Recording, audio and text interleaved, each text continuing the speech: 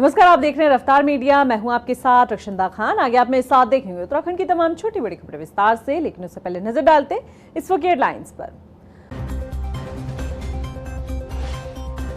उत्तराखंड में कम मतदान होने पर राजनीति तेज। भाजपा ने कांग्रेस पर फोड़ा वोट प्रतिशत घटने का ठीकरा। कांग्रेस ने बताई जनता की नाराजगी। बीजेपी में शामिल हुई पूर्व मंत्री हरक सिंह रावत की बहू अनुकृति गुसाई हाल ही में कांग्रेस से दिया था इस्तीफा। कहा पीएम मोदी और सीएम धामी के विकास कार्य से हुई प्रभावित। और वोट प्रतिशत घटने से चर्चाओं में हरिद्वार लोकसभा सीट हार जीत की गुणा भाग में जुटे उम्मीदवार। किसके सिर सजेगा ताज, अब सिर्फ 4 जून का इंतजार।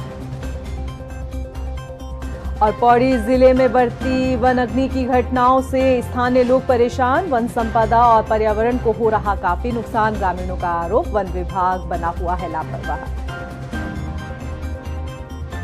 हेडलाइंस के बाद बुलेटिन में खबरें विस्तार से। और बात सबसे पहले करते हैं लोकसभा चुनाव को लेकर। उत्तराखंड में कम मतदान प्रतिशत को लेकर अब राजनीति शुरू हो चुकी है।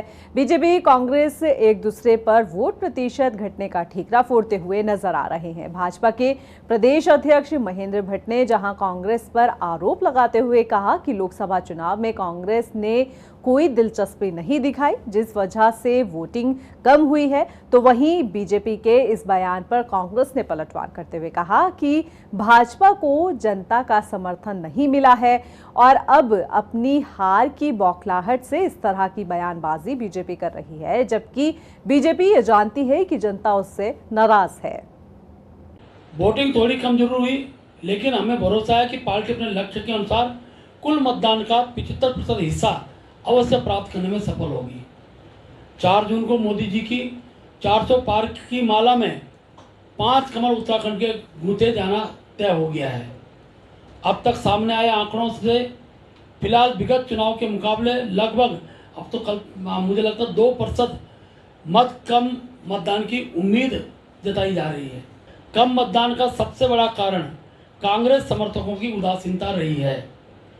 केंद्र और प्रदेश के कांग्रेस नेताओं के पहले ही हार स्वीकार करने से उनके समर्थकों ने निराश होकर पोलिंग स्टेशन तक जाने की जहमत तक भी नहीं उठाई। देखिए, भारतीय जनता पार्टी के प्रदेश अध्यक्ष मुझे लग रहा है कि मुंगेरी लाल के सपने ज़्यादा देखते हैं। जब जनता का समर्थन उन्हें नहीं मिलता तो वो दहाड़े मार करके रोना भी जानते हैं। अब जनता भाजपा का चाल चरित्र चेहरा भली भांति समझ रही है। जो है, भाजपा चुनाव से पहले लगातार दावा कर रही थी कि 75% मतदान का हमारा लक्ष्य है, 5 लाख वोटों के अंतर से हर लोकसभा सीट जीतेंगे, हमारा पन्ना प्रमुख बहुत मजबूत है। सब दावों की पोल खुल गई। मॉडलिंग से नेता बनी उत्तराखंड के पूर्व मंत्री हरक सिंह रावत की बहू अनुकृति गुसाई रावत भाजपा में शामिल हो गई हैं। कुछ वक्त पहले कांग्रेस से इस्तीफा देने के बाद अनुकृति ने रविवार को भाजपा का दामन थामा।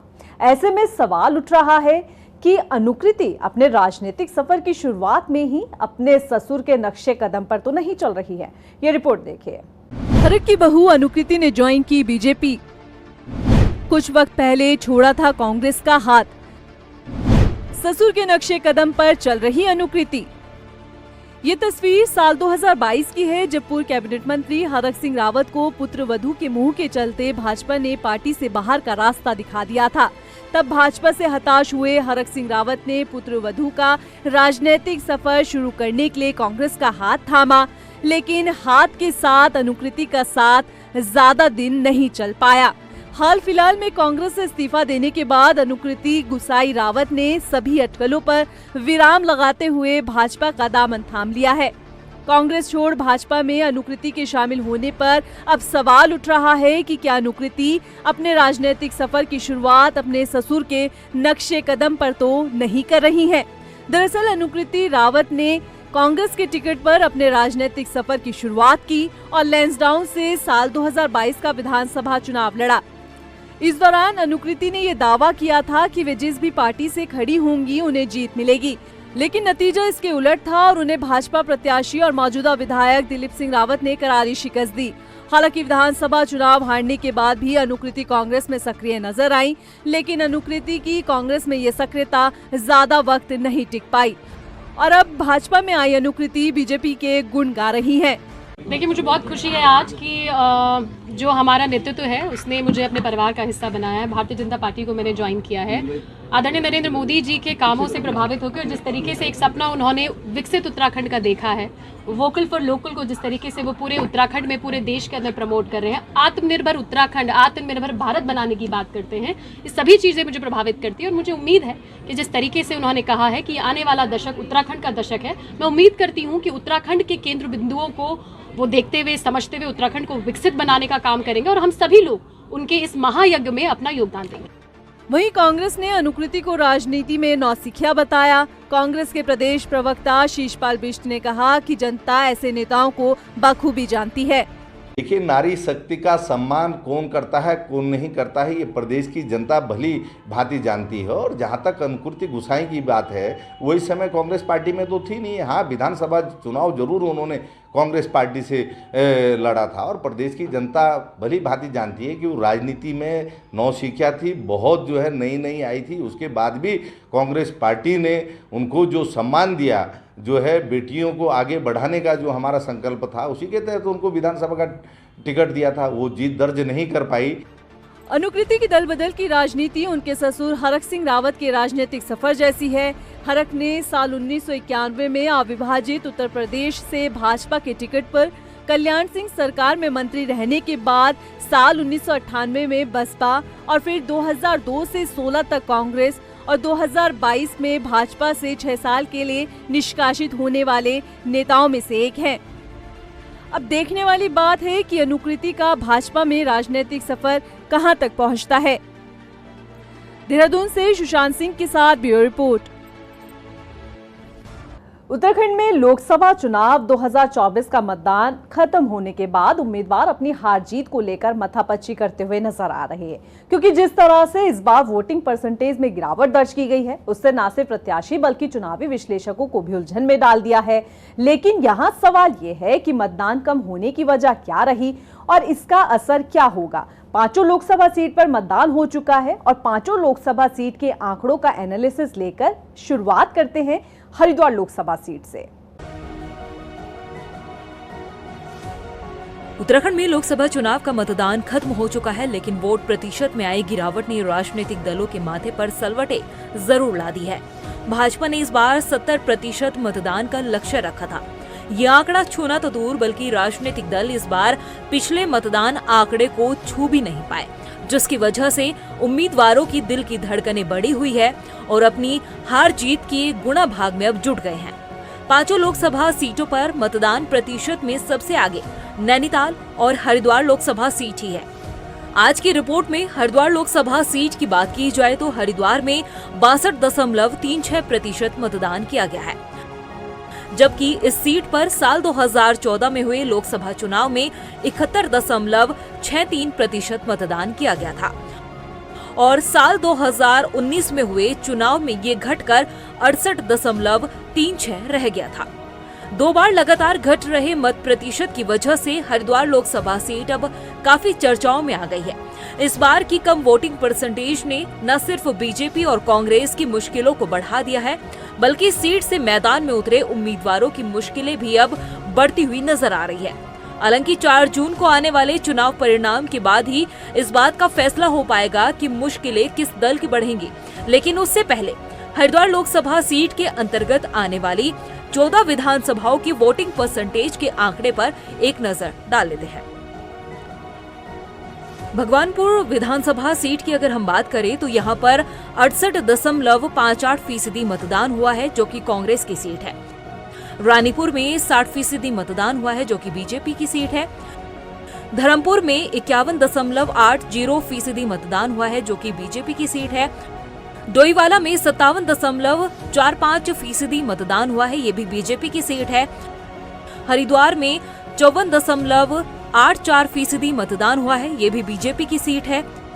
हरिद्वार ग्रामीण में 73.21% मतदान हुआ है, ये कांग्रेस की सीट है। झबरेड़ा में 67% मतदान हुआ है, ये कांग्रेस की सीट है। ज्वालापुर विधानसभा में 69.50% मतदान हुआ है, ये कांग्रेस की सीट है। खानपुर में 68.45% मतदान किया गया है। लक्सर में 72% मतदान हुआ है। मंगलोर में 63.20% मतदान किया गया है। पिरान कलियर में 70% मतदान किया गया है, ये कांग्रेस की सीट है। रुड़की में 59.40% मतदान हुआ है, ये बीजेपी की सीट है। और ऋषिकेश में 51.80% मतदान किया गया है, ये बीजेपी की सीट है। हरिद्वार लोकसभा सीट में 62.36% मतदान हुआ है। पिछले चुनाव के मुताबिक इस बार 6.56% मतदान कम हुआ है। हालांकि वोट प्रतिशत के आंकड़े देख किसी को बीजेपी आगे निकलती हुई नजर आ रही है, तो कोई कांटे की टक्कर का आंकलन करता दिखाई दे रहा है।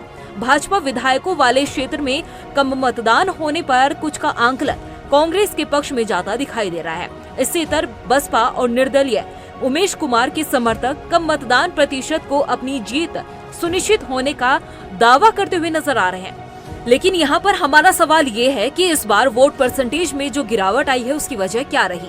क्या प्रचार प्रसार और जागरूकता अभियान में कोई कमी रही, या फिर जनता अपने विधायकों के कामकाज से खुश नहीं थी? क्या सत्ता विरोधी लहर की वजह से लोग वोट डालने के लिए नहीं निकले? क्या कम मतदान प्रतिशत से बीजेपी के लिए हरिद्वार सीट बचाना मुश्किल हो जाएगा? सवाल कई है, लेकिन अब देखना ये होगा कि आखिर इस कम मतदान प्रतिशत का क्या असर पड़ेगा और किसकी सीट फंसेगी। रफ्तार मीडिया के लिए देहरादून से ब्यूरो रिपोर्ट। मतदान के बाद अब ईवीएम मशीनों को स्ट्रांग रूम में सुरक्षित रखा गया है। आपको बता दें कि देहरादून के रायपुर में महाराणा प्रताप स्पोर्ट्स कॉलेज में स्ट्रांग रूम बनाया गया है, जहां पर त्रिस्तरीय सुरक्षा में ईवीएम मशीनें रखी गई है। कड़े पहरे की निगरानी के अलावा स्ट्रांग रूम के बाहर और क्या कुछ व्यवस्था की गई है, ये बता रहे हैं हमारे संवाददाता हिमांशु चौहान। 19 अप्रैल को यानी शुक्रवार को उत्तराखंड के 5 लोकसभा सीटों पर चुनाव संपन्न हो चुके हैं। हालांकि जो चुनाव हुए हैं शांतिपूर्वक हुए हैं। वहीं अगर हम बात करें तो जो 5 लोकसभा सीटों पे 55 प्रत्याशियों का जो भाग्य है ईवीएम मशीन पर कैद हो चुका है। और जो वो ईवीएम मशीन है उनमें से जो टिहरी लोकसभा सीट की जो 10 विधानसभा जो सीटें आती है, उनमें से 10 विधानसभा सीट की जो ईवीएम मशीनें हैं वो यहाँ पर जहाँ हम मौजूद है महाराणा स्टेडियम में स्ट्रांग रूम बनाया गया है। वहाँ पर ये जो 10 विधानसभा की जो ईवीएम मशीनें हैं वो यहाँ पर रखी गई है। अगर हम सुरक्षा की बात करें तो सुरक्षा को लेकर यहाँ पे पुख्ता इंतजाम किए गए हैं। और जो स्टोर रूम बनाया गया है आप साफ तौर पर देख सकते हैं, ये यहाँ पे स्टोर रूम है और इसके सामने एक कंट्रोल रूम बनाया गया है। अब अगर हम सुरक्षा की बात करें तो सुरक्षा को लेकर जो स्टोर रूम को 3 लेयर में इसको बांटा गया है। अगर हम बात करें पहली लेयर में जो आईटीबीपी के जवान हैं उनको सुरक्षा में तैनात किया गया है, और दूसरी जो लेयर है दूसरी लेयर में पीएससी के जवान तैनात रहेंगे। वहीं अगर हम बात करें आखिरी लेयर जो तीसरी लेयर है उसमें जो राज्य पुलिस के जो पुलिसकर्मी हैं वो पुलिसकर्मी अपना 24 घंटे यहाँ पर तैनात रहेंगे। वहीं अगर हम बात करें सुरक्षा को लेकर, सुरक्षा जो बाकी जितने देहरादून जनपद के जितने भी थाना प्रभारी हैं उन थाना प्रभारी को एक एक करके सभी की रात तक ड्यूटी लगाई जाएगी। हालांकि जो ड्यूटी है पूरे जो 4 जून तक जब तक मतगणना नहीं होती जब तक ये ड्यूटी हर थाना प्रभारी की रोज़ रात को लगाई जाएगी। वहीं अगर हम बात करें इस स्ट्रांग रूम की किस तरह से ये सेलेक्ट किया जाता है, किस तरह की यहाँ की प्रक्रिया रहती है, किस तरह से यहाँ रखा जाता है, कहाँ ये रखने की व्यवस्था की जाती है। जो ये स्टोर रूम बनाया जाता है इसका सिर्फ खाली एक ही दरवाज़ा रहता है जहाँ से आने जाने की व्यवस्था की जाती है। जैसे कि हम अब साफ तौर पर दिखाना चाहेंगे कि यहाँ पर जो ये स्टोर रूम बनाया गया था, यहाँ पर हम दिखाना चाहेंगे कि यहाँ पर पहले एक शीशे हुआ करते थे, लेकिन जब इसको स्टोर रूम में चयन किया गया और उसके बाद आप साफ तौर पर देख सकते हैं कि इसमें दीवारें खड़ी कर दी गई थी। वहीं अगर हम बात करें तो जिस तरह से ये स्टोर रूम बनाया गया है इसमें जो 24 घंटे सीसीटीवी कैमरे से निगरानी की जाती है। और जो इसका कंट्रोल रूम है इसका कंट्रोल रूम भी पास में बनाया गया है और वहाँ पे भी सीसीटीवी कैमरे की निगरानी की जाती है। वहीं साथ में और जो इस तरह से बनाया जाता है इसमें जो बारिश आती है या फिर बाढ़ आती है उससे पानी का कोई प्रभाव नहीं पड़ता। हालांकि इस तरह से जो व्यवस्था है 4 जून तक रहेगी। 4 जून को ये मतगणना होगी और 4 जून तक मतगणना के तक जिस तरह से सुरक्षा व्यवस्था है ये लगातार लगातार चलती रहेगी। 24 घंटे यहाँ पे CCTV कैमरे से निगरानी की जाएगी। साथ ही साथ जो राज्य पुलिस है, अभी हमने आपको बताया है कि जितने भी थाना प्रभारी, एक एक थाना प्रभारी की रात को ड्यूटी लगाई जाएगी, जिससे कि सुरक्षा के प्रबंध किए जा सके।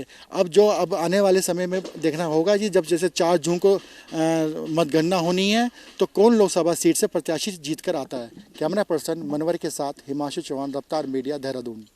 पौड़ी जिले में वनाग्नि की बढ़ती घटनाओं को लेकर अब स्थानीय लोग चिंतित नजर आ रहे हैं। आपको बता दें कि लोगों का कहना है कि एक कारण प्रशासन की ओर से लापरवाही है, जिस वजह से वनाग्नि की घटनाओं में इजाफा हो रहा है। लोगों ने बताया कि वनाग्नि को लेकर वन विभाग जो है वो सजग नहीं नजर आ रहा है। फायर सीजन में पहले पिरूल हटाने का काम किया जाता था, लेकिन अब ये व्यवस्था नहीं की जा रही है, जिसे रोकथाम को लेकर वन विभाग को कोई ना कोई व्यवस्था करनी चाहिए। उन्होंने कहा है कि कंट्रोल रूम भी बनाए जाते थे, लेकिन अभी उन्हें मौजूदा वक्त पर कंट्रोल रूम भी नहीं नजर आ रहे हैं। लेकिन अब इन सब चीज के बीच ये कहा जा रहा है कि वन विभाग लापरवाह बना हुआ है।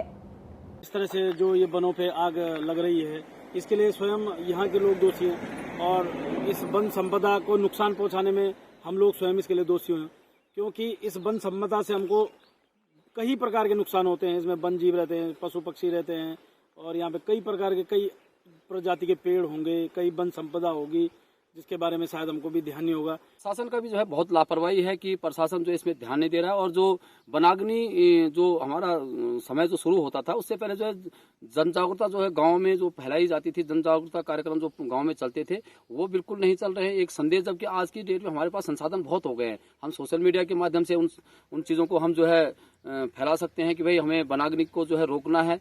और दूसरी बात यह है कि वन विभाग के साथ साथ जो हमारे ग्रामीण हैं वो संगठित नहीं है। उधर चंपावत के बाराकोट ब्लॉक में मौजूद प्रसिद्ध रामेश्वर घाट पर हुई 3 युवकों की मौत के बाद स्थानीय लोगों में आक्रोश है। लोगों का आरोप है कि घाट में सुरक्षा व्यवस्था को लेकर प्रशासन कोई पुख्ता इंतजाम नहीं कर रहा है, जिस वजह से हादसे बढ़ रहे हैं। स्थानीय लोगों ने प्रशासन से गुहार लगाई है कि रामेश्वर घाट में जल पुलिस की तैनाती के साथ ही सुरक्षा व्यवस्था के इंतजामों को सुनिश्चित किया जाए। वहाँ पर को सुरक्षा अति आवश्यक है, जिसमें कि घाट के किनारे किनारे चैन अगर लग जाए, जल पुलिस की तैनाती की जाए, जिसके लिए हमने शासन प्रशासन को बार बार अवगत करा दिया है। अभी तक प्रशासन द्वारा इसकी कोई सूझ नहीं दी गई। अभी के लिए फिलहाल इतना ही, मुझे दे इजाजत। लेके चलते चलते नजर डालते इस वक्त की हेडलाइंस पर। नमस्कार। उत्तराखंड में कम मतदान होने पर राजनीति तेज, भाजपा ने कांग्रेस पर फोड़ा वोट प्रतिशत घटने का ठीकरा, कांग्रेस ने बताई जनता की नाराजगी। बीजेपी में शामिल हुई पूर्व मंत्री हरक सिंह रावत की बहू अनुकृति गुसाई हाल ही में कांग्रेस से दिया था इस्तीफा, कहा पीएम मोदी और सीएम धामी के विकास कार्य से हुई प्रभावित। और वोट प्रतिशत घटने से चर्चाओं में हरिद्वार लोकसभा सीट हार जीत की गुणा भाग में जुटे उम्मीदवार, किसके सिर सजेगा ताज, अब सिर्फ 4 जून का इंतजार। और पौड़ी जिले में बढ़ती वनाग्नि की घटनाओं से स्थानीय लोग परेशान, वन संपदा और पर्यावरण को हो रहा काफी नुकसान, ग्रामीणों का आरोप वन विभाग बना हुआ है लापरवाह।